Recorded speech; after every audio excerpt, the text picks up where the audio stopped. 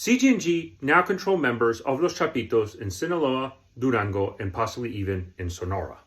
In my last video, I speculated on a possible outcome of how this strategic alliance between Los Chapitos and CG&G might end up being, and it might be an objective of El Mencho. Specifically, rather than this just being two cartels having a strategic alliance, the Jalisco New Generation's goal might be to absorb Los Chapitos and make them part of CG&G directly, in which Los Chapitos, in essence, control regions of Sinaloa or Durango or Sonora that they have their hands on, not as a separate cartel, but as CG&G, similar to what we see with Los Metros in Tamaulipas.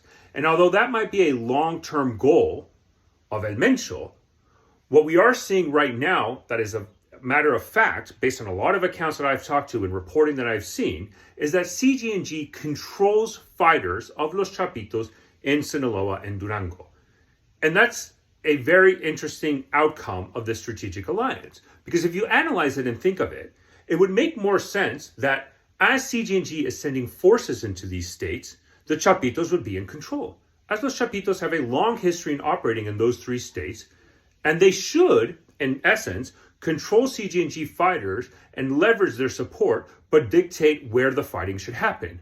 But a lot of people I've talked to, it's the other way around. Jalisco New Generation has the power and has the leadership and dictates to Los Chapitos how they should fight and where they should fight and where the next objectives are. And that indicates one clear thing. That is, CG&G and Chapitos, that right now have a strategic alliance, CG&G is the more powerful organization. And they are dictating to Los Chapitos the term of this agreement. And Los Chapitos, probably because of their weakened state, don't have any way to disagree with this or argue against it. And they must fold to CG&G's demand and to the leaders that are showing up in these states.